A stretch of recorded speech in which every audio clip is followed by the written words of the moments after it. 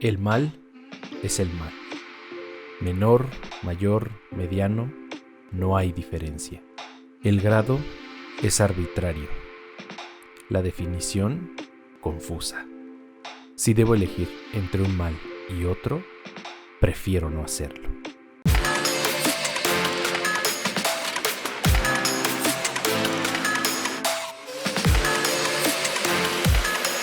Hola, ¿qué tal? Bienvenidos a Reseñas de Libros.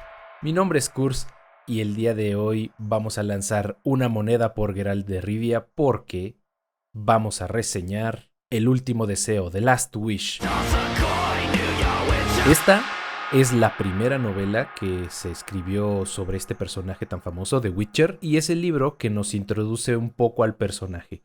Esta primera novela es una colección de cuentos cortos, de relatos cortos, que nos van contando poco a poco quién es Geralt de Rivia y cuál es su situación como el Witcher. Las historias que se nos van contando en este libro se van uniendo a través de un interludio que nos va contando al mismo tiempo una nueva historia, en la cual Geralt se encuentra en un monasterio recuperándose de las heridas de una batalla. En este templo nos estaremos enterando de qué es lo que le va a pasar a Geralt en próximas historias. A decir verdad, varios de estos cuentos ya vieron su versión en acción viva en la serie de The Witcher durante la primera temporada. Así que si no has visto la serie o no has leído The Last Wish, este es el momento en el que pones pausa y te vas a Netflix.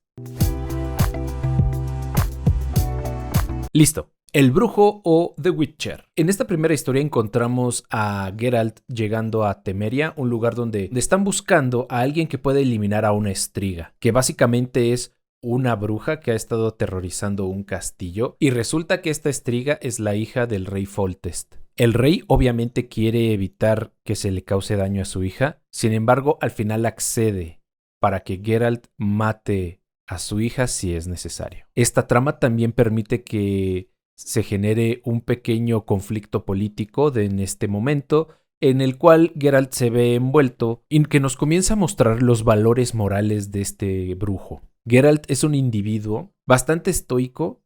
Ya a partir de esta novela comenzamos a notar cuál es el perfil que Andrzej Sapkowski le quiere dar a Geralt de Rivia, y esta idea de ser un justiciero que al mismo tiempo es un paria que nos recuerda pues de alguna manera a varios superhéroes de los cómics, aprovecha este medio literario para poder explorar esa idea mucho más a fondo, darle tonalidades mucho más grises y también tocar temas un poco más escabrosos. Poco a poco, Geralt nos va mostrando la crudeza del mundo, la doble moralidad de los ciudadanos, las injusticias que debe vivir él para poder servirle a los demás. Si ustedes saben qué sucede entre Geralt y la estriga hija de Foltest, no lo comenten en los comentarios para que aquellos que no han podido saber qué sucede, lo descubran por sí mismos. Por favor. Un grano de verdad. Esta siguiente historia es una reinterpretación, digámoslo así, de La Bella y la Bestia, donde Geralt conoce a un ladrón, un asaltante, que es maldecido por una sacerdotisa, y esta maldición lo convierte en un monstruo. La sacerdotisa, antes de morir, le hace un presagio a este ladrón. Y fue hace tanto tiempo que desgraciadamente no recuerda sus palabras exactas, pero tiene algo que ver con recibir el beso del verdadero amor o el verdadero amor, algo así. La verdad es que no lo tiene muy claro. Nivellen se llama este ladrón, Nivellen. Entonces Nivellen no tiene claro exactamente cuál es la forma de revertir la maldición. Así que ya tiene mucho tiempo viviendo en una casa embrujada, una damisela que al parecer lo ama. Sin embargo, Geralt comienza a tener sus sospechas sobre cuáles son las intenciones de esta mujer. Después de convivir un rato con Nivellen, Geralt entiende que este pobre diablo pues está atrapado y se ha hecho la idea de que vivirá una eternidad siendo un monstruo, ya que no ha comprendido cuál es la solución, e incluso Geralt no logra descifrar por completo cómo podría liberar a Nivellen de esta maldición. Sin embargo, al final se da cuenta de que todo cuento de hadas tiene un dejo de verdad, un mal menor. En la siguiente historia encontramos a Geralt en una ciudad conocida como Blaviken. Acaba de matar un monstruo y busca al gobernador del lugar para cobrar la recompensa. En esta búsqueda se encuentra con Stregobor, un hechicero que Geralt al parecer ya había conocido anteriormente. Y Stregobor quiere contratarlo para asesinar a una chica de nombre Renfri, la cual quiere matar a Stregobor por algo que hizo en el pasado. Obviamente, un Witcher no puede matar personas. El trabajo de un brujo es acabar con monstruos, no con los seres humanos. Así que Stregobor tiene que buscar quien le ayude, porque Geralt no está dispuesto a entrometerse en esto. Poco tiempo después, la misma Renfri se acerca a Geralt para pedirle algo muy similar. Ahora ella es quien le solicita a Geralt que elimine a Stregobor. Ambas partes tienen sus motivaciones, pero Geralt no quiere formar parte de esto, así que decide irse al siguiente día. Pasan una serie de acontecimientos que no vamos a entrar mucho en detalle, pero lo que podemos decir es que todo lo que sucede aquí es lo que le da a Geralt el sobrenombre de el carnicero de Blaviken, The Butcher of Blaviken. Y es así como Geralt de Rivia comienza a hacerse de esta fama de demonio y de no ser bienvenido en las poblaciones. Y es parte de la maldición de ser un Witcher, el ser rechazado por aquellos que juraste proteger. Cuestión de precio. En la siguiente historia encontramos a Geralt en el castillo del reino de Cintra, donde es invitado de la reina Calante. La celebración en el castillo se debe a que será la presentación de la princesa Pavetta con aquel que se convertirá en su esposo y próximo gobernante de Cintra. A media celebración aparece un caballero sin invitación previa y este irrumpe para pedir la mano de la princesa Pavetta. Aquí es donde descubrimos que este caballero de nombre Urkeon pues había salvado la vida del rey y al momento de salvarlo el rey prometió pagarle con la ley de la sorpresa. La ley de la sorpresa nos dice que aquel que está en deuda debe pagar a la persona que lo ayudó entregando lo primero que reciba al llegar a casa. Y en este caso el rey al llegar al castillo descubrió que la reina Calante estaba esperando a la princesa Pavetta. Así que ahora la reina se encuentra en un verdadero problema, porque el matrimonio de Pavetta con alguno de los príncipes de los otros reinos le daría a Cintra pues suficiente poder para mantenerse fuerte, y además de que no está dispuesta a casar a su hija con un plebeyo. Suceden una serie de cosas por las cuales pues descubrimos que Pavetta tiene acceso a cierto poder y gracias a Geralt y un consejero de la reina de nombre Mausak, también un hechicero, logran contener a Pavetta y estos acontecimientos le permiten entender a la reina Calante que lo mejor sería permitir que su hija se casara con alguien a quien de verdad ama. La boda entre reinos se lleva a cabo de otra manera y así tanto la reina como la princesa obtienen lo que desean. Cuando buscan agradecer a Geralt por lo que ha hecho para ayudarlos, pues él solicita que se le pague con la misma ley de la sorpresa.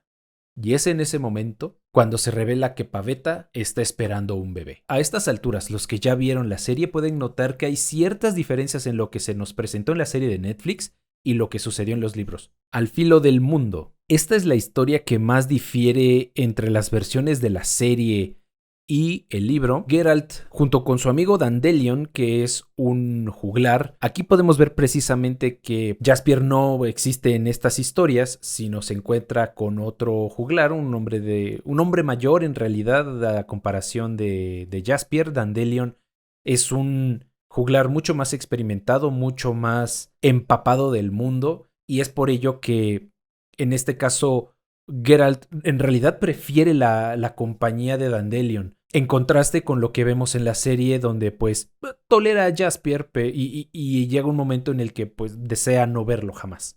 Regresando a la historia, Dandelion y Geralt están buscando trabajo para el brujo, buscando una manera de poderse ganar unas monedas para pasar una buena noche y poder comer algo, y sostienen esta discusión sobre cuál va a ser el destino, cuál va a ser el futuro de los Witchers o de los brujos, de la organización a la que pertenece Geralt. Dentro de poco tiempo, poco a poco el mundo se ha vuelto un lugar más seguro. Los Witchers son muy buenos en su trabajo y por ende la presencia de monstruos se ha reducido, y esto pone en un predicamento a Geralt. ¿Qué es lo que haría él en el momento en el que su función se volviera obsoleta? Es en este momento donde encuentran un pueblo en el cual solicitan la ayuda de Geralt para deshacerse de un demonio que se ha estado comiendo sus cosechas. A Geralt esto le parece muy extraño, ya que pues los demonios en realidad no se comen tal cual las cosechas, ¿no? Los demonios son mucho más caóticos. Bajo sus reservas, Geralt y Dandelion parten en busca de dicho demonio y pues lo que encuentran es un fauno. Tratan de atrapar este fauno, pero este fauno es bastante astuto y se los lleva presos. Este fauno los lleva a su campamento, el cual comparte con una serie de elfos. Estos elfos tienen un líder que se llama Filavandrel. Y Filavandrel no está dispuesto a negociar y hablar con estos humanos que representan a la raza que les ha quitado todo, les ha quitado sus tierras, su comida, y que en este momento pues los elfos están dispuestos a sacrificarlo todo con tal de recuperar lo que era suyo. Filavandrel se había decidido a sacrificar a Geralt y Dandelion, y en el momento en el que estaba a punto de matarlos aparece la Reina de los Campos, una diosa élfica que se comunica de manera telepática con Filavandrel y decide dejarlos ir. Pero antes de que se fueran, les asegura que volverán a verlos y los elfos estarán dispuestos a matarlos la próxima vez que vean a estos dos sujetos. El último deseo. Esta es la historia que le da nombre al libro y es una reinterpretación, digamos, de Aladín y la lámpara maravillosa. En esta ocasión, Dandelion y Geralt están a la orilla del río pescando, tratando de conseguir algo que comer, cuando Dandelion encuentra una ánfora, que pues una ánfora es como un jarrón. Este jarrón está tapado y cuando lo destapa libera una nube, un vapor que respira Dandelion y al parecer lo está envenenando y lo está matando poco a poco. Así que rápidamente Geralt lo lleva a la ciudad más cercana, donde encuentran a una hechicera que podría salvarlo. Esta hechicera de nombre Yennefer tiene una serie de intereses que al momento de llegar Geralt y Dandelion con esta ánfora y este envenenamiento, pues descubren que como tal no era una nube venenosa, era un genio lo que contenía el jarrón. Y Yennefer en ese momento decide que se quiere quedar con el genio y sus 3 deseos. La decisión de Yennefer mete a Geralt en una gran serie de problemas y complicaciones, lo cual escala e incluso la misma Yennefer se encuentra en peligro. Y al momento de tratar de solucionar estos problemas, nuevamente Geralt se ve envuelto en una disputa de intereses políticos entre el gobernador y el sacerdote de la ciudad. Y además de que la misma Yennefer no está dispuesta a aceptar la ayuda de Geralt. Es de esta manera que Geralt y Yennefer comienzan su tórrida relación, la cual vemos mucho más desarrollada durante la primera temporada de la serie de Witcher que en el primer libro. ¿Por qué deberías leer El último deseo? Las historias en las que se ve envuelto Geralt de Rivia siempre tienen esta dicotomía en la que él debe proteger a los hombres de los monstruos, sin embargo resulta que los hombres son peores monstruos que las criaturas a las que debe matar. Creo que no cabe duda mencionar que si tú has jugado los juegos de The Witcher y eres fan de ellos, deberías jugarlo. Y no solamente eso, si tú eres fan de los videojuegos de mundo abierto estilo Skyrim, Fallout, God of War, Horizon Zero Dawn, Zelda, The Witcher te va a encantar. Es un libro que tiene ese estilo, ese ambiente, pero en una atmósfera mucho más turbia, con temas mucho más maduros, que nos muestra además la crueldad de los hombres. Ahora que nuevamente va a estar en boca de todos por el lanzamiento de la segunda temporada de la serie en Netflix, podrías empezar a leer The Last Wish, lo cual te va a dar un poquito más de profundidad de quién es Geralt de Rivia, cuáles son sus intenciones y cuál es el mundo en el que él se mueve. Muchas gracias por ver este video. Si te gustó, ya sabes, dale like, suscríbete al canal, pícale a la campanita, compártelo con todos tus amigos. Si tú ya viste The Witcher o has leído El último deseo, escríbeme en los comentarios cuál es tu historia corta favorita, cuál es tu personaje favorito, además de Geralt de Rivia. Y yo soy Kurz, nos vemos en la próxima.